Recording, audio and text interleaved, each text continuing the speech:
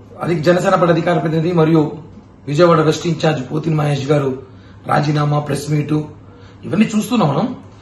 Actually నేను press meet పెట్టాల్సిన దాని మీద నేను అందుబాటులో లేను, వేరే ఊర్లో ఉన్నా కాబట్టి వీడియో వచ్చేసి పంపించాల్సి వస్తుంది. కాబట్టి మిత్రులు, మీడియా వాళ్ళు, జన సైనికులు క్షమించాలి.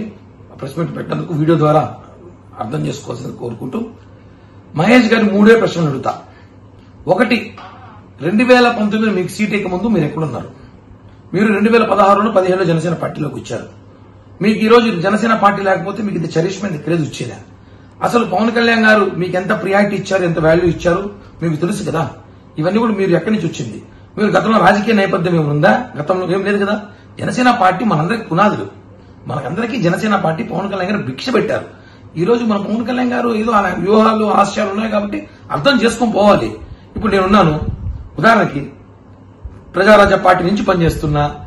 2014లో నుంచి జనసేన పార్టీ పెట్టిన రోజు నుంచి ఉన్నాను, మీకన్నా ముందు నుంచే ఉన్నా. నేను మొన్నటి ఇన్ఛార్జిగా ఇచ్చారు, తిరుపతిలో పనిచేస్తున్నా. ఏదో సీట్ ఆశించా, రాలేదు. ఎవరు వైసీపీ అతను సీట్ ఇచ్చారు, దాని మీద నేను కొంచెం అలిగున్నా, నచ్చలేదు. ఇష్టం ఉంటే పనిచేస్తా అభ్యర్థికి, లేదంటే పిఠాపురం పోయి పవన్ కళ్యాణ్ గారి పని చేసుకుంటా. అంతేకాని ఎక్కడ కళ్యాణ్ గారి గురించి మాట్లాడను కదా. ఎందుకంటే నిజమైన జనసైనికులు అలా ఉంటారు, పవన్ కళ్యాణ్ గారి మనుషులు అలా ఉంటారు. ఏదో వైసీపీ ఇచ్చిన స్క్రిప్ట్, వైసీపీ పంపించిన 3 పేజీలు మీరు తీసుకుని చదవడము, దాన్ని బీసీ కార్డు పెట్టడం కరెక్ట్ కాదు. మీరు ఏ రోజు కూడా సరే పోతిన మహేష్ ప్రెస్ మీట్ లో ఇంతవరకు నాకు తెలిసి ఇన్ని ప్రెస్ మీట్లలో మీరు ఎప్పుడు కూడా పేజీలు చూసి ప్రెస్ మీట్లు పెట్టలేదు. మొట్టమొదటిసారి 4 పేజీలు చదివి ప్రెస్ మీట్ పెట్టారంటే ఆ పేజీలు ఎక్కడి నుంచి వచ్చాయి, ఆ పేజీలు వెనకాల ఎవరున్నారు, ఇవన్నీ కూడా మాట్లాడాల్సిన అవసరం ఉంది.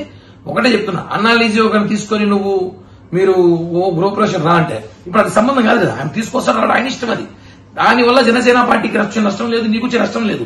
సబ్జెక్టు మీరు డైవర్ట్ చేయడానికి ప్రయత్నిస్తున్నారు. దీని వెనకాల ఎవరో క్లియర్ గా ప్రజలు తెలిసిపోయింది. ఎందుకంటే మహేష్ గారు కూడా నాకు ఆయన వ్యక్తిగత ఏం లేదు. నేను ఆయన కలిసి అనేక ప్రెస్ మీట్ వాళ్ళ ఆఫీస్ లో పెట్టా. గత సంవత్సరంలో నాకు సహకరించాడు, పార్టీతోనే ఉన్నాడు, సహకరించాడు. ప్రెస్ మీట్లు పెట్టాం, అనేక చోట్ల మేము కలిసి పనిచేసాం, ఉద్యమాలు చేశాం, అన్ని చేశాం. ఈ రోజు కొన్ని జరుగుతూ ఉంటాయి. ఇంకా భవిష్యత్తు ఉంది, మనకి 2 నెలల మంచి భవిష్యత్తు రాబోతుంది. అది అర్థం చేసుకోవాలి. కానీ పవన్ కళ్యాణ్ గారిని ఇష్టం వచ్చినట్టు మాట్లాడితే, మనోహర్ గారిని మాట్లాడితే, జనసేన పార్టీ నాయకుల్ని, కార్యకర్తలు ఏదో మేమేదో అమాయకులను, ప్రజలు మమ్మల్ని ఏదో విస్మరించారనో, మీకన్నా మేధావులు లేదని మాట్లాడితే మాత్రం బాగోదు.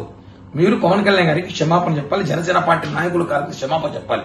లేకపోతే మీకు తెలుసు, మీరెంత ఉద్యమకారులు, మీకు మించి ఉద్యమకారులు మేము కూడా. ఎంత దాకా దిగుతాం, ఏమైనా చేస్తాం. ఊరికే బెదిరించేది కదా. ఆధారాలున్నాయి. ఏం ఆధారాలు? ఏమవుతాయి ఆధారాలు అంటే? ఏం ఆధారాలు? కేవలం జనసేన నాయకులు తప్పుదోవ పట్టించడానికి ప్రయత్నిస్తున్నారు. పోతిన మహేష్ గారు ఇది కరెక్ట్ కాదు.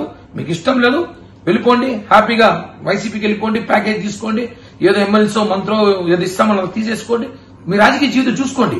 మీరు మమ్మల్ని మాట్లాడి మమ్మల్ని డైవర్ట్ చేయాలో, మమ్మల్ని ఏదో ఇబ్బంది పెట్టాలో, పవన్ కళ్యాణ్ గారు మాట్లాడితే మాత్రం ఊరుకునే ప్రసక్తి లేదు. జాగ్రత్త.